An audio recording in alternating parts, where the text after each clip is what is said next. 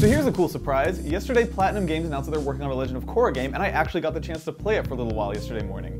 If you ask me, Platinum is the undisputed king of character action games. Bayonetta and Metal Gear Rising are among my two favorite action games ever, and it's part of why this announcement's so exciting for a lot of people, I think. The Avatar series, whatever, franchise, I don't know what to call it, is fundamentally about martial arts, and that's part of what makes Platinum seem like pretty much the perfect fit for a game like this. So a quick word on the story in this Legend of Korra game. The game takes place between books 2 and 3 of the show.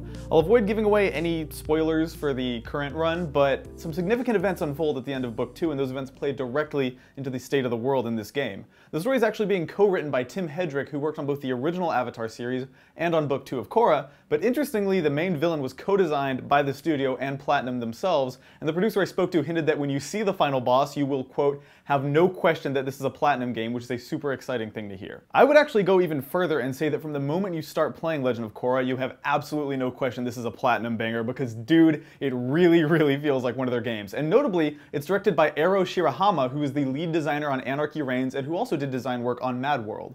The controls are pretty standard character action with a couple of twists. X is jump, square is weak attack, triangle is strong attack, and circle does taunts and finishers.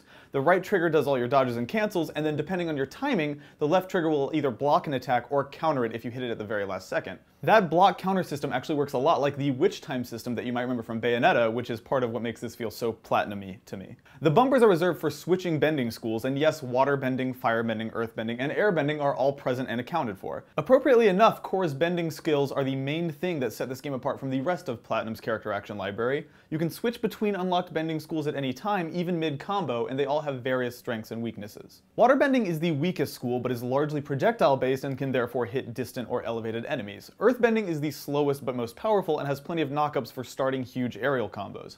Firebending is a short-range melee-focused skill set, which is sort of centered around high-speed attacks and long combos. And then lastly, airbending is kind of your all-around style, which has decent ranged attacks, good area of effect spells, and then some advanced stuff like knockups and dash-throughs. The animations are fantastic and hugely evocative of the show, with all the badass strafing and flipping and shooting spells that you've come to expect from watching Legend of Korra.